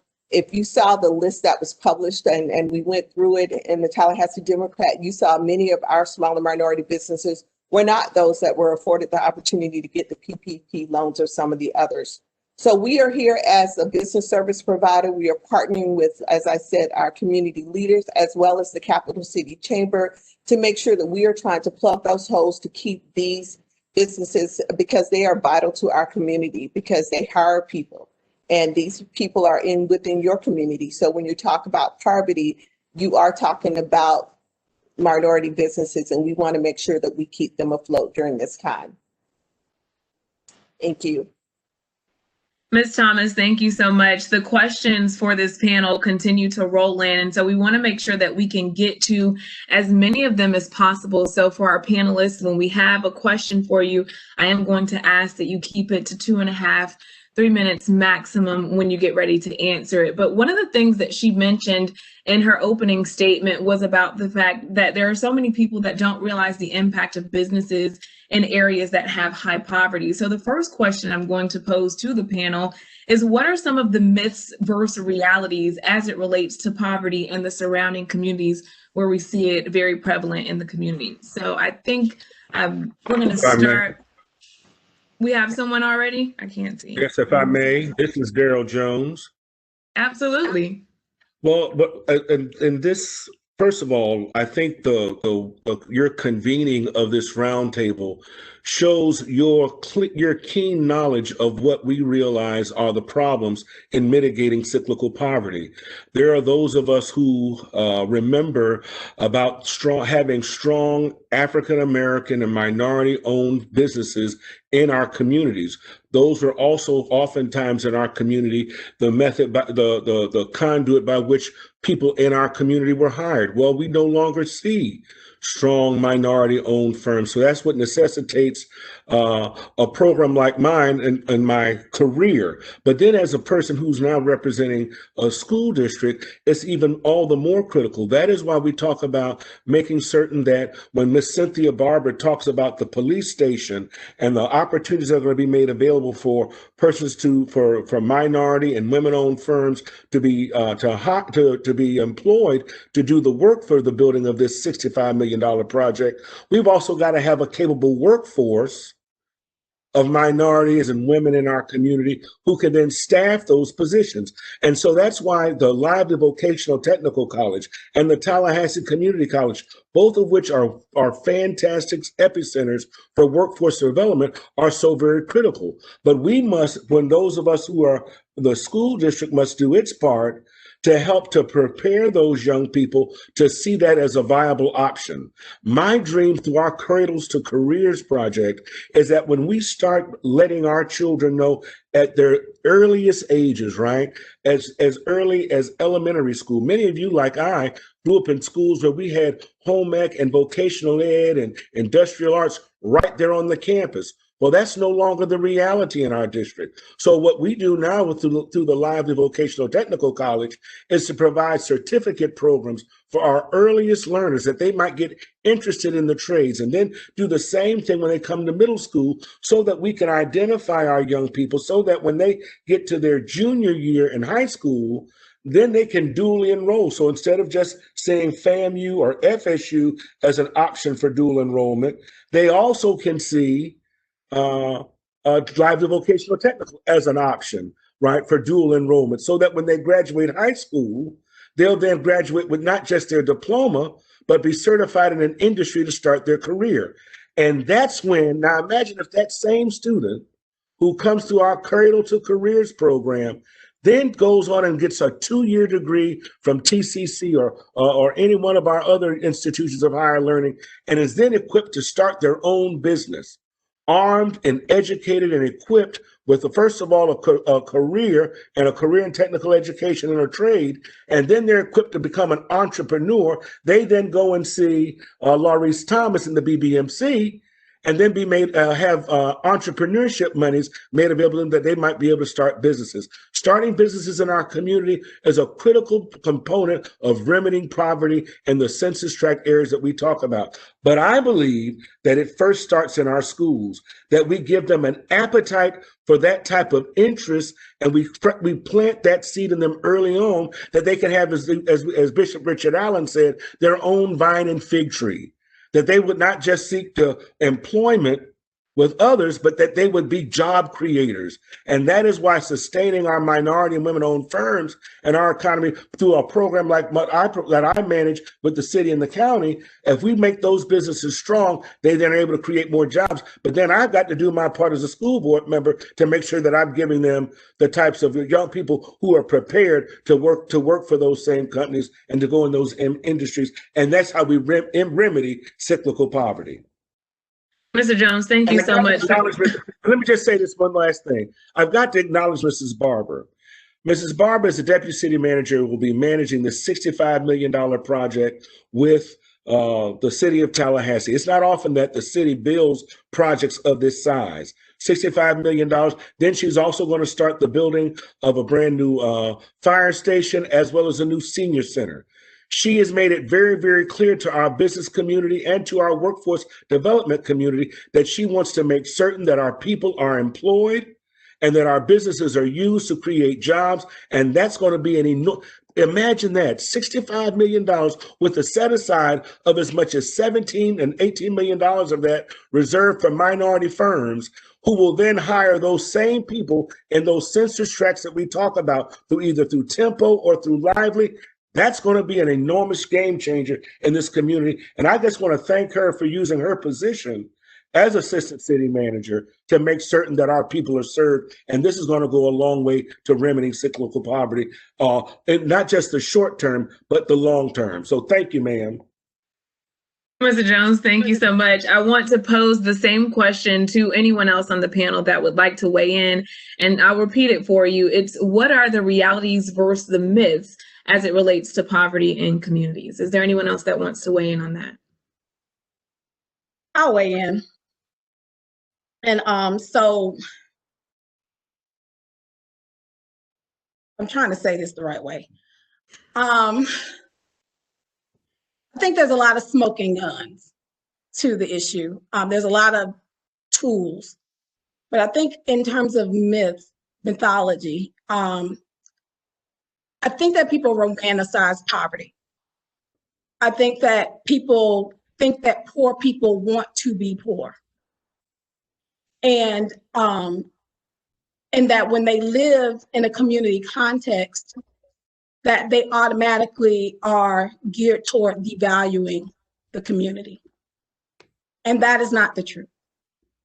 What is the truth is that you do have communities that have higher numbers of poverty centers than others do. You have a census tract like a South City census tract that has not one, not two, not three, not four low-income housing apartment complexes, but 8. That community, 60% of its housing stock is in multifamily housing that is primarily subsidized. And so when we look through the lens of impoverished communities, we need to see those communities. We don't need to see the term poverty. We need to see the data. And then we need to see the age ranges of who live in those communities. This is a young community. What is their income per capita? What is their proximity or their enrollment in terms of education? It would probably surprise many of you that 83% of the residents of South City are high school graduates. So what does that do in the face of the social determinants of health when we say that one of them is education? They live within a stone's throw of not one, not two, but 3 federally qualified health organizations. So what does that say to you about accessibility to healthcare? They live in the shadow of the Florida A&M University and within a bike ride to Florida, to FAMU. So what does that say about access to education? So we have to begin to look at the manifestations of poverty just as manifestations and not categorize whole areas as impoverished communities. And that's a myth that I think that people should know about communities that experience high level poverty. Thank you so much. Is there anyone else from the panel that'd like to weigh in on that one before we move on to our next question? All right, perfect. So obviously with the wide variety of people that are on this panel, one of the things that we are coming across is the fact that it's going to take everyone to combat poverty in this community. So one of the questions we have is how can we get the public, private, and nonprofit sectors to shape strategies to advance a shared economic, educational, crime, health, et cetera? So almost like a scorecard. How can we get everyone on the same page? I can take that quickly. There's 2 things we can offer with the Florida Chamber. One, that scorecard exists. If you go to the floridascorecard.org, you can search it. You can look at all kinds of different pieces of data that we track every day. You can get that down to Leon County and get Leon County specific numbers. Specifically in a lot of things we're talking about, whether it's housing stock or whether it's 3rd grade reading scores or high school graduation rates, those are all pieces of data that we track on a daily basis. Another piece of what we're trying to do with the Florida Prosperity Initiative is to really make this a local solution, right? Because, I can talk about 870,000 kids all day long, and a lot of people's eyes just gloss over because that's too big of a number to even wrap your mind around. When you talk about 1,700 kids in 32304 or 1,600 kids in 32310, that's where people start to go, well, that's my community. These are my neighbors. These are the kids that go to school with my kids. That's where you have that personal connection and people start to get involved. So what we're trying to do is set up that framework where we have statewide solutions. We're setting up a statewide prosperity advisory council of those businesses who can help us fund the research that we're trying to do. County-wide initiatives. We want to have a prosperity initiative in every county and have teams of 10 to 20 business leaders and community leaders who are looking at each of those root causes of poverty and how they intersect with the other ones. But then specifically down to the zip code. So we want to set up 983 zip code prosperity initiatives for every zip code in the state, with 10 to 20 leaders who are versed in those issues, who know their neighborhoods, know where the specific pieces are. And Daryl, you've talked a lot about census tract zones, and that's very localized data, and that's where we need to be thinking. We think in terms of zip codes just because that's an easier number to wrap your head around. Not many people know what census tract they live in, but they know their zip code. But within a zip code, you can really get into pockets of where the highest rates of poverty are, and that's where those census tracts are very important. But getting those people together in one room and to look at all those root causes of poverty together, that's where we start to move the needle. And I think that's what, as a community, we can start doing at a very localized level. If I may respond also, Alicia, what Michael is saying is so very critical. I have to acknowledge our chambers of commerce and having been one of the first major voices and champions regarding educational reform. They realize that the members of their organizations, the businesses in our community and statewide, it was a Florida Chamber of Commerce Foundation, Dr. Parrish, I believe it is, who went around the state talking about the numbers and talking about the impacts of early education. And so when the business community, Alicia, when you talk about who all can be involved, well, here on a statewide level, it has been the business community has been one of our major voices who have been championing this cause. Of course, the human service community is always championing the cause. And we realize in our school districts, that is why there is a move afoot where all of our vocational technical centers are renaming themselves colleges, because they want to make certain that our young people, when they graduate, see our vocational technical and career and technical schools as a viable option. What I think is also important about what Ms. Christine Henry said, right, is that it's going to require every segment of the village, right, to make certain that they are providing conduits and opportunities where our young people can learn. But that's not just our young people, but the families from which our young people reside. Our Cradle to, and I keep talking about this Cradle to Careers initiative, is going to require the input of both businesses, Career Source, our chambers of commerce, because when we talk about preparing our young people for vocational and trade education, if we look at it from a family self-sufficiency model, we need to make certain that our families are also aware of those same options. So imagine if we were to make the investment as a school district to put career counselors at each one of our middle schools and our high schools, career counselors who don't just serve our students, but serve our families. So imagine here now the school becomes the hub by which people can see an option made most clearly available to them and most closely available to them right there in their neighborhood and community, whereby they can get engaged with additional training and education, whereby they then too, with more education, with career training, then that also provides that uplift. And particularly if they can gain early access to it right there in the school where their children are enrolled. We also realize that one of the issues that we deal with in poverty is parental involvement. When our parents are involved and we provide options that bring our parents to our schools, and we're helping to train our parents and help them to gain greater opportunities in the workforce, that also we know is a fantastic response to poverty in our community. So it takes all parts. But I believe that our school must play a far more intrinsic role in remedying poverty in our community. And so another question we have goes into the number of programs that we have listed on 211 Big Bend. This question says there's close to 4,000 programs.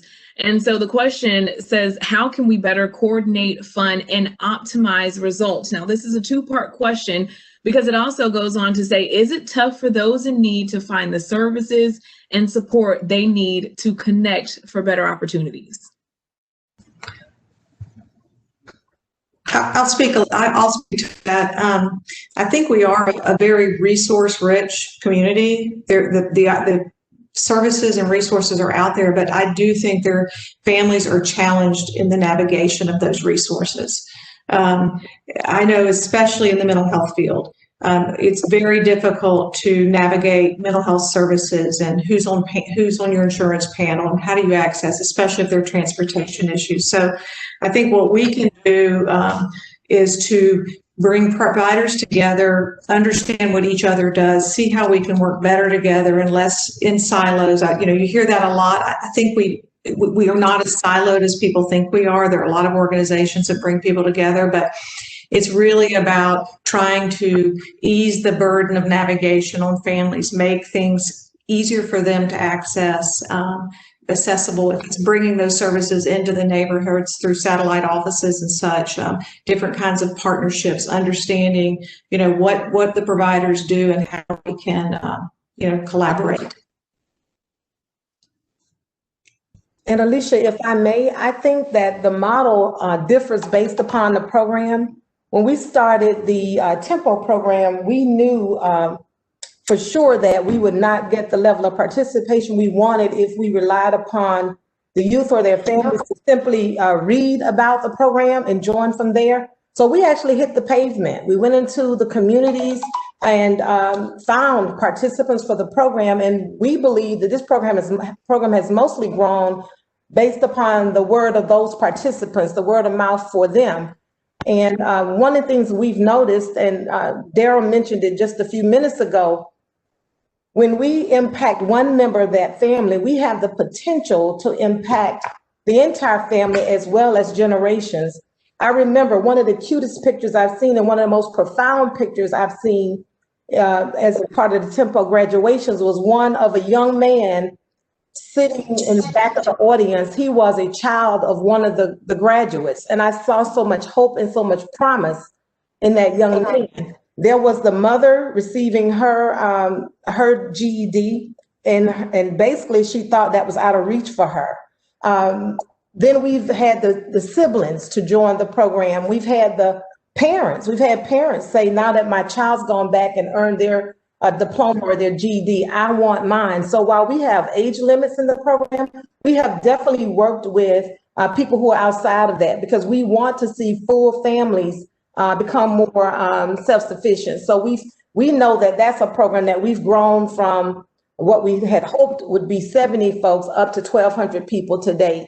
And that's mostly by going into the neighborhoods. And when you take a young person who, when I tell you, we literally found them sitting on the bench in the middle of the school day, probably trying to become patrons of the police department more so than anything else. As a matter of fact, many of them had already been involved with law enforcement.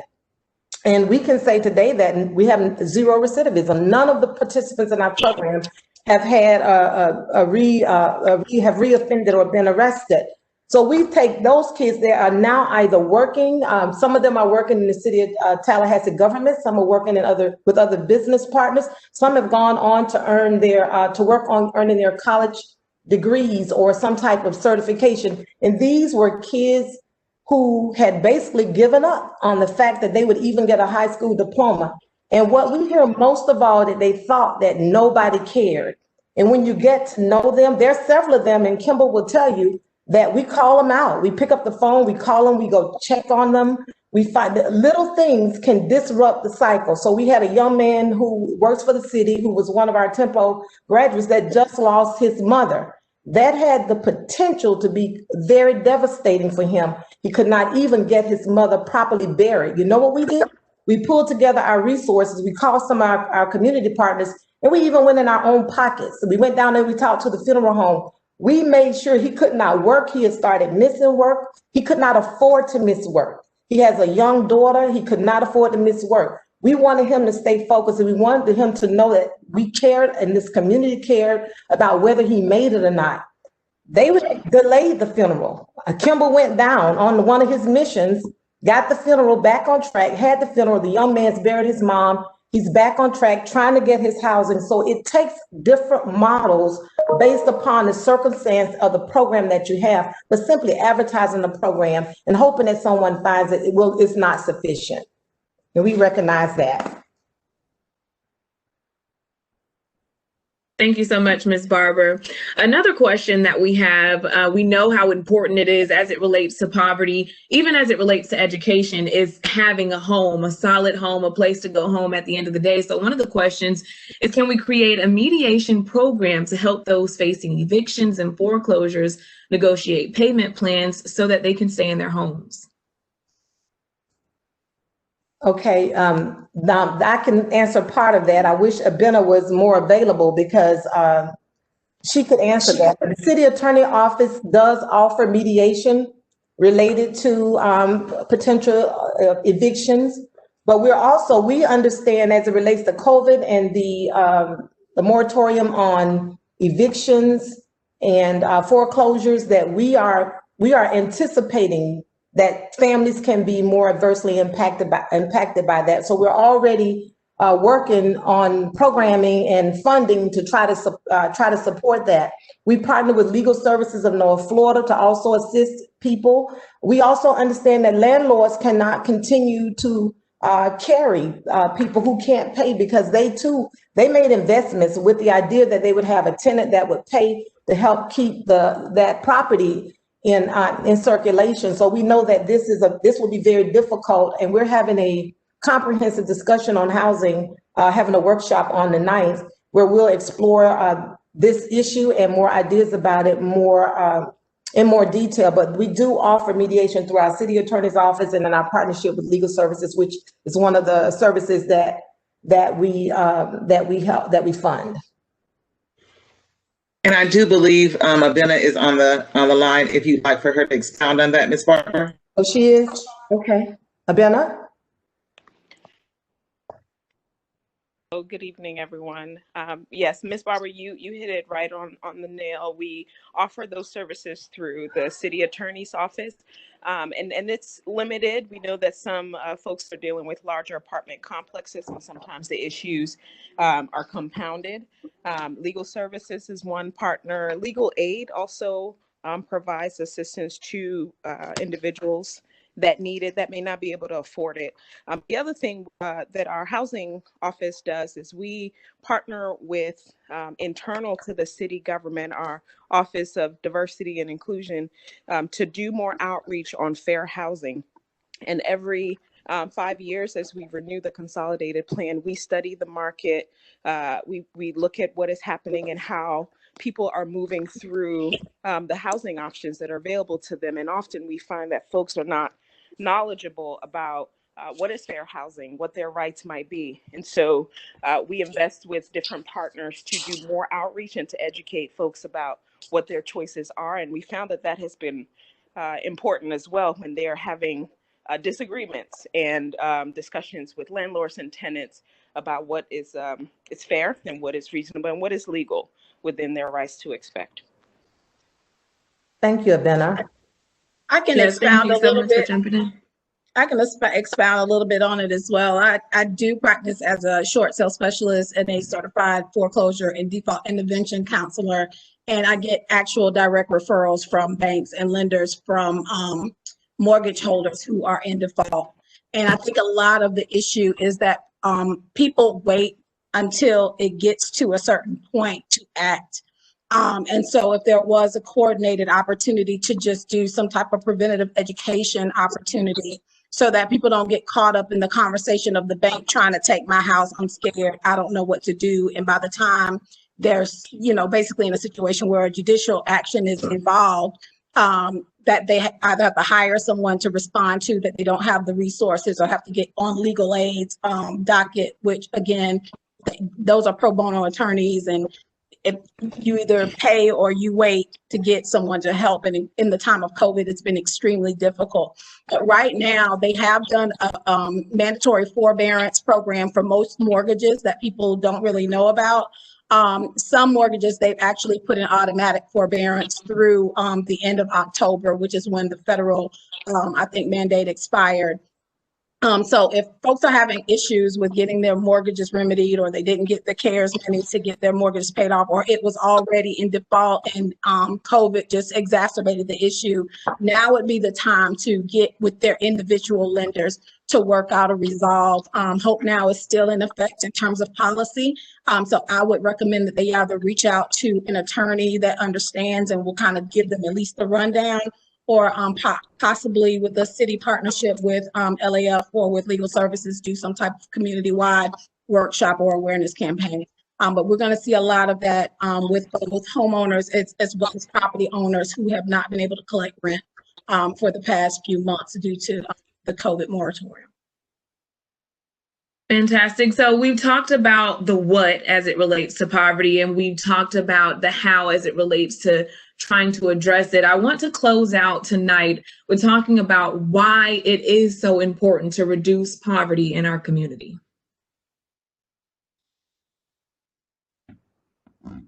I know that's a loaded question.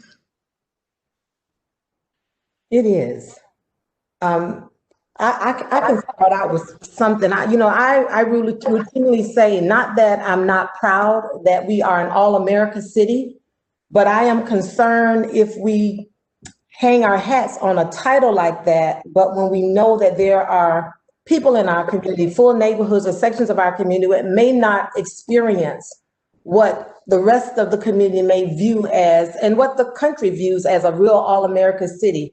I think it is important because we have young people who are, and children who are growing up in poverty, and unless we intervene, this becomes generational. I started my career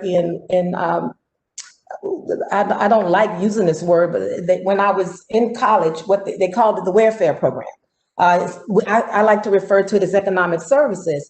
And one of the most shocking things that I saw was when I received a case file, and when you had to do a case file, you had to do a review.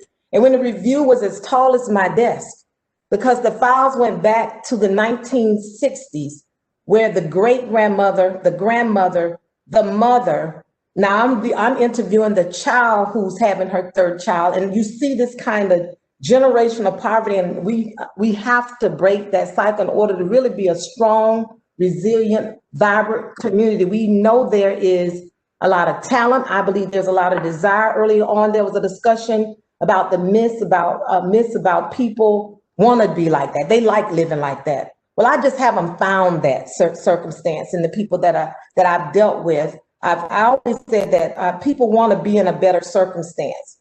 And so I do believe it's important that we address it so that we break this cycle, so that we can have a more, realize a more resilient, vibrant community overall. I don't think we get there when we have these, this level of poverty that we have in our community.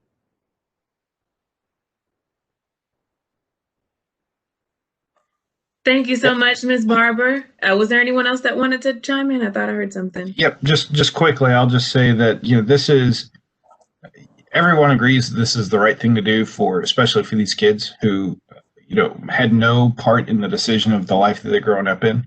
They didn't have a say in what zip code they were born into, and the circumstances.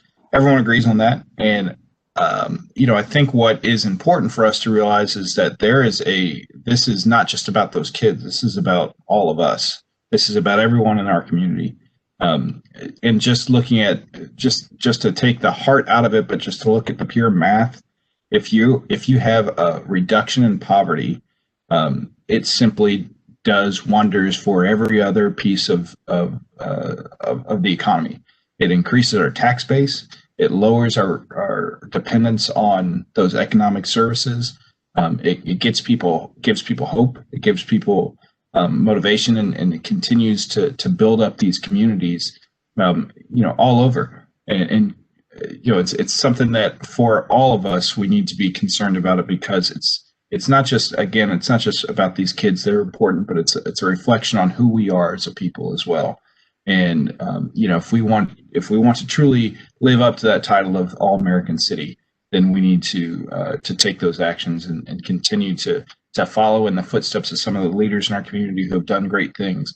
And I just quickly want to recognize Dr. Jim Murdaugh at TCC, who has 32304 has become his clarion call, and he's really taken an ownership role in that community and is doing a lot of great things. And that's just one zip code. There's zip codes all over this city and all of this county that need leaders and need all of us to step up, and happy to talk to anybody who wants to be a part of that solution. Thank you so much, Mr. Williams. I want to take an opportunity to thank all of our panelists because it was absolutely a pleasure to serve as the moderator. I'm sorry. Great question. Oh, yes. I'm sorry. I was talking and didn't realize I had you know I had to say something. Come on now, we all know one another here. Take it home, Mr. Jones. Michael Williams, what I hope that you will appreciate, as I appreciate, what John Baker and Leanne Watts have done in convening this group right here. I know you capture information, Mr. Williams, Dr. Williams, from across the entire state of Florida. But I am convinced that we will see an enormous impact on poverty in this community, because as I look across the faces that are joining this conversation, right?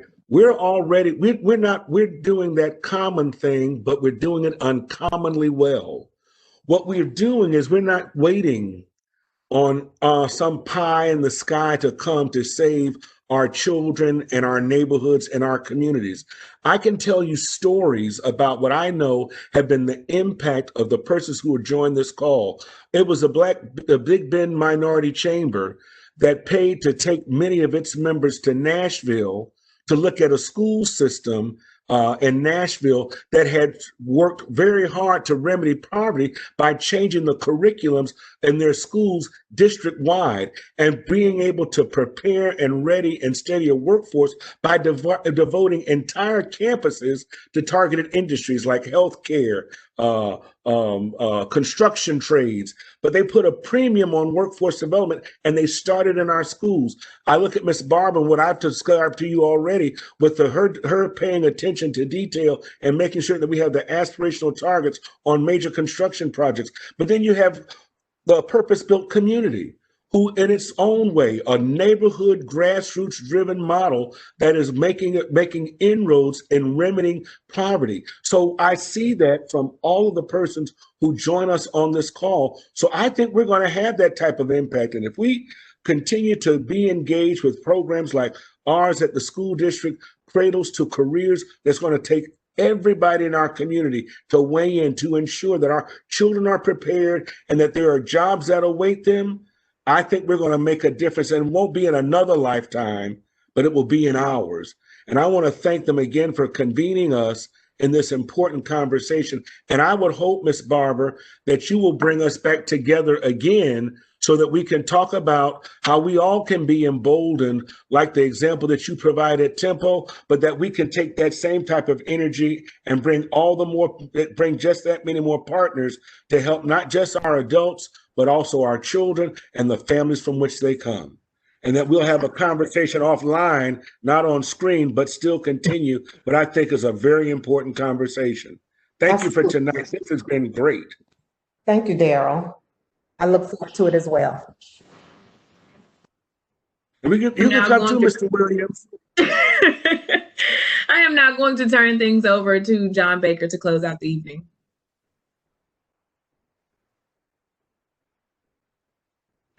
Well, man, this has been a discussion and an afternoon. I thoroughly enjoyed everyone. Alicia, appreciate the work that you have done. And to our illustrious panel, wow, you have inspired, you have educated, and you have motivated. I'm just pleased at the number of people who have come out to be a part of this discussion tonight. And Mike Williams said, and I wrote this down, I think I'm going to keep this code. He said, it is not just about these kids, it's about all of us. And I think that's the thing when we talk about poverty, our pockets of poverty, community of poverty within our city, it's about all of us. And panelists, Ms. Turner, Mike Williams, Ms. Barber, Darrell, Courtney, Christique, Laurice, thank you all so much for being here.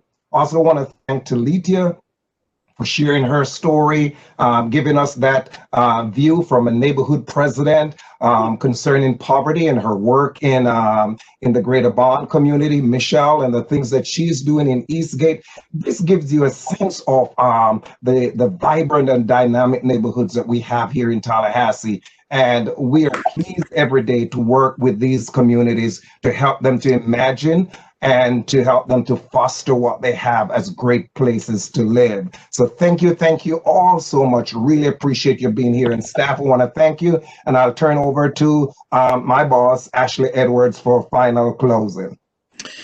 Johnny, I couldn't top what you just said. This has been a great evening. Thank you all for participating. We hope you'll join us again at our next Neighborhood Leadership Roundtable. Thank you all again. Have a great evening. Thank you.